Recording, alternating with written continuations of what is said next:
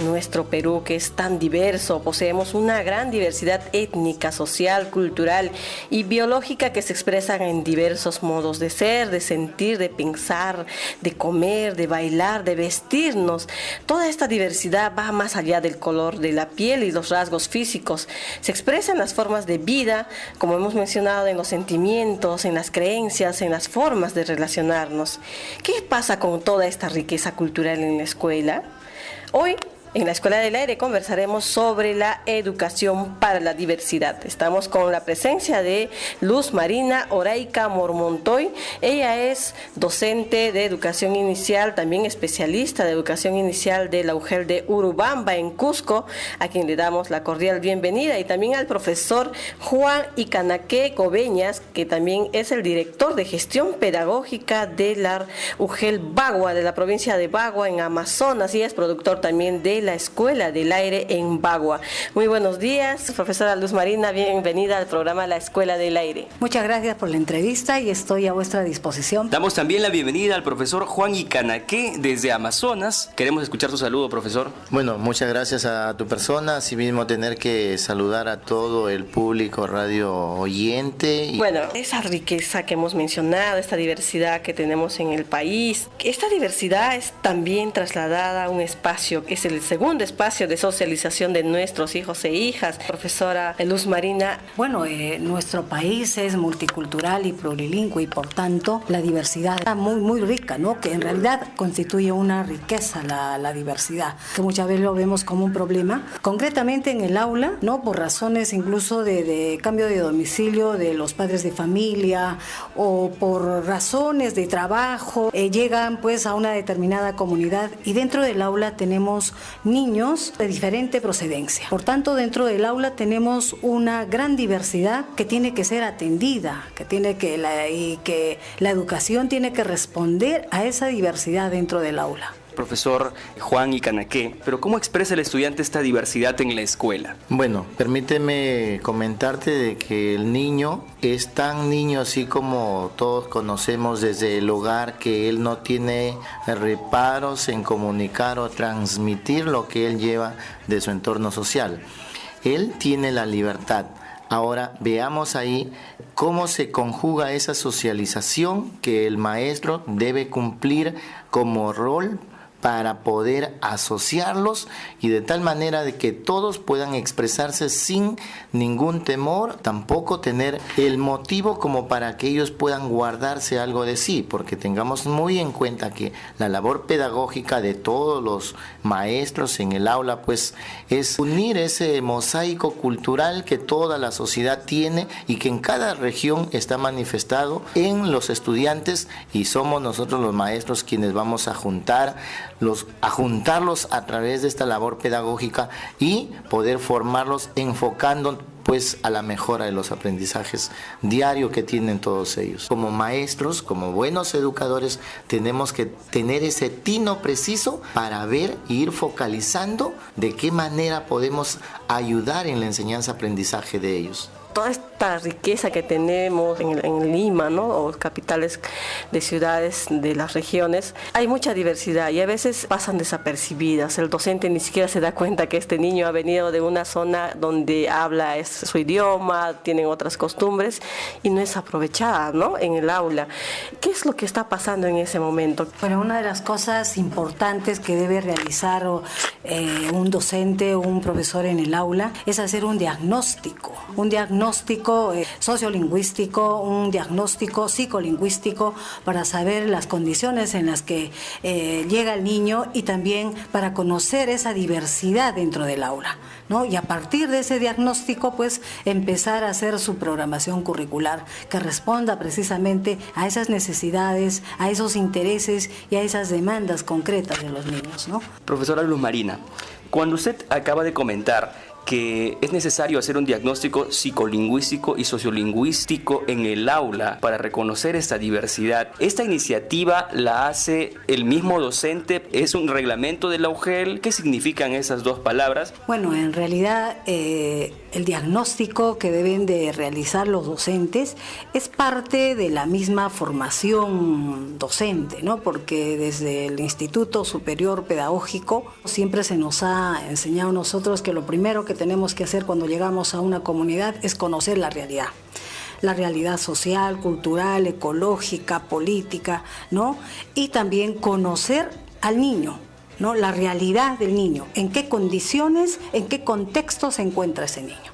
Por tanto, yo tengo que hacer un diagnóstico y en este caso concreto tengo que conocer también en qué dominio de lengua tienen los niños, ¿no? Con qué lengua, cuál es su lengua materna del niño. Y para eso yo hago el diagnóstico psicolingüístico, ¿no? Entonces, para saber cuál es la lengua materna del niño. Y el diagnóstico sociolingüístico para conocer los escenarios lingüísticos en los que se encuentra el niño. Entonces, esos dos datos importantes me van a permitir hacer el proceso de diversificación curricular, porque lo primero que tiene que hacer el maestro es diversificar el currículum. Es cierto que tenemos un DCN, ¿no?, que responde a la realidad nacional, pero yo no puedo trabajar con un currículum que no responde a mi propia realidad. Por tanto, lo primero que tengo que hacer es realizar la diversificación curricular. Por reglamento, un docente debe hacer este diagnóstico por iniciativa, es su obligación, está reglamentado. Bueno, en los talleres de capacitación que nosotros damos a los maestros, vamos enfatizando esta acción que deben realizar los maestros y que están precisamente normados en todo lo que es la educación intercultural, ¿no? Y cuando hacemos el tratamiento de lenguas, ¿no?, y nos referimos específicamente a la educación intercultural bilingüe, ¿no?, el punto de partida es hacer el diagnóstico sociolingüístico, el diagnóstico psicolingüístico. Bueno, permíteme un poco quizás ahondar este tema, ya que cuando le hacía la pregunta a la colega se manifestaba de que si está reglamentado o no. Para la elaboración de los documentos, tanto de gestión que son del director de la institución educativa, como para los documentos que van dentro de la carpeta pedagógica del docente, estos documentos sí están normados. Y para elaborar estos documentos, uno de los insumos es realizar el diagnóstico, ya sea situacional, psicolingüístico, para poder ver de qué contexto viene el niño, a fin de que la programación que yo tenga que hacer, la diversificación para el mejor logro de los aprendizajes, sea pertinente. La mayoría de nuestros docentes no lo estamos realizando, no lo estamos haciendo así. El docente lo que mayormente quiere es cumplir con la currícula educativa que el Ministerio de Educación exige. Ahora pues hay un nuevo manejo en cuanto al Ministerio de Educación con esto de las rutas de aprendizaje, que le están dando mayor énfasis pues al entorno, a un pequeño grupo de capacidades y contenidos que están manejándose a través del marco curricularia, para de esta manera ir contextualizando, a través de ello llegar con una pertinencia real al alumno. Es muy cierto de que todavía el docente, tanto de la zona urbana como de la zona rural, no tiene todavía esa capacidad, no tiene todavía el conocimiento pleno. Lo que él quiere y lo que el padre de familia desea es de que el niño llegue con sus tareas, llenar sus cuadernos, y no le importa casi lo que el niño está aprendiendo para sí, para su vida real, para poder solucionar los temas cotidianos que él tiene. Trabajos de esta naturaleza de reconocer la diversidad, de cómo, por ejemplo, usar todo este conocimiento de nuestras comunidades. Hay experiencias en el país, justamente para compartir con nuestros radioescuchas, amigos, amigas. Vamos a escuchar sobre dos experiencias. Adam Chapi, que es docente de Arequipa, y también Huber Rodríguez de Juanjuy, de la región San Martín, nos cuenta sobre estas prácticas de recuperar las experiencias, el conocimiento de la comunidad en la escuela. Adán Chapi, Chivay, Caillón, Arequipa. Es el cañón del Colca. Bueno, yo soy profesor nombrado en Imata, distrito de San Antonio de Chuca, pertenece a la provincia de Cayoma, y teníamos una feria de ciencias. Bueno, como todo profesor preocupado a ver qué trabajo hago, uno de mis alumnitos me dice, profesor, ¿por qué no hacemos jarabe de chachacoma? Bueno, en Imata crece, Imata está a 4.620 metros sobre el nivel del mar, es bastante altura, pero ahí crece bastante chachacoma, sobre todo es una planta, una hierba medicinal, la chachacoma, lo toman para el dolor de barriga, para el mal de altura. Bueno, entonces le dije al niño, ¿cómo podían preparar? Me dice, mi abuelita sabe, le voy a preguntar bien y para mañana te traigo. Bueno, al día siguiente me trajo, me explicó, preparamos el jarabe y resulta de que ganamos el concurso de conocimientos. Recibimos un premio de lo que es INRENA, que también estaba trabajando en recolectar las bondades de las plantas medicinales de la parte alta. A mí me molestaba siempre el estómago cada vez que comía y el frío. Me diagnosticaron gastritis aguda. Empecé a tomar una cucharada de ese jarabe y me sané. Estamos ahí revalorando, estamos tratando de que no se pierda eso. Uber Rodríguez de Gómez, soy el productor de la Escuela del Aire de la UG de Macacáceres Juanjuy. Hemos hecho un trabajo con el equipo de PELA sobre la comunidad Educa.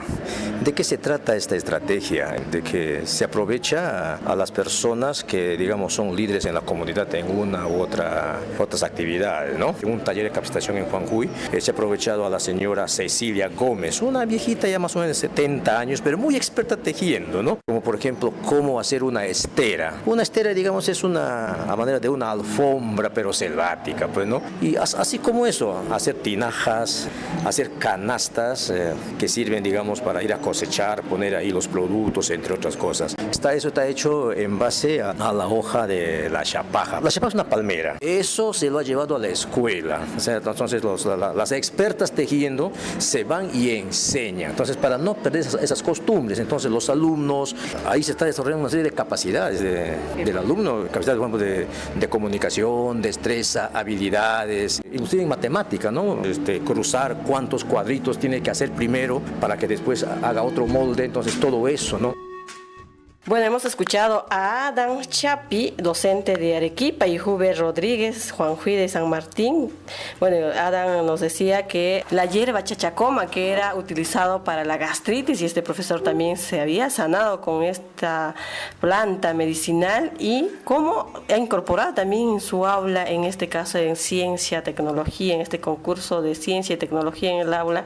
Y el profesor Huber Rodríguez nos contaba el conocimiento que tienen las mujeres en Juanjuy, de tejer la palmera y hacer las esteras, los canastos. Realmente son experiencias que se están trabajando, se están incorporando en el aula. Profesor Juan Icana, ¿que es difícil trabajar estos conocimientos en el aula? ¿Es posible trabajarlo? Claro que sí es posible. Comentaba de la pertinencia curricular. Cuando hablamos de ello, esto del diagnóstico, es ahí donde nos sirve, y ya no lo vamos a tomar después como una experiencia, simplemente vamos a tomarlo como los saberes previos que tiene el niño. En la entrevista que se escuchó, nos mencionaba el colega de que él no tenía nada para presentar en la feria de ciencias. Mire cuán importante es. ¿Qué me da a entender? De que nuestro colega ni siquiera tuvo un diagnóstico para poder conocer sus saberes previos y a partir de ellos iniciar la enseñanza-aprendizaje de los niños.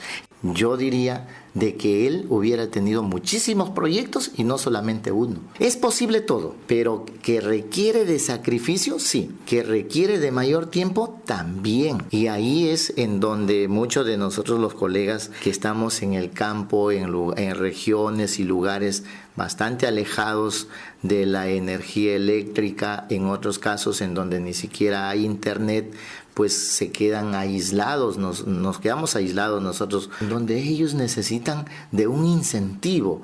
Yo felicito ahora pues que escuché al viceministro de Gestión Pedagógica en donde manifestaba que va a salir una diferenciación ya de los sueldos para aquellos docentes que están en las zonas urbanas y aquellos docentes que están en la zona de frontera, porque es ahí en donde se necesita ese estímulo para estar metido a tiempo completo para poder en las tardes que tenemos el día, en el momento libre, poder realizar este diagnóstico no solamente en la escuela, sino llegando a cada uno de los domicilios. Allá en Bagua, en las zonas rurales, en donde la agricultura es la principal fuente de ingreso, los docentes, no todos, sí es cierto, algunos van a las chacras y ahí se imparte la educación y se sacan bonitas experiencias, porque no solamente en las cuatro paredes se enseña, se educa al niño llevándolo a su contexto real y a partir de ese contexto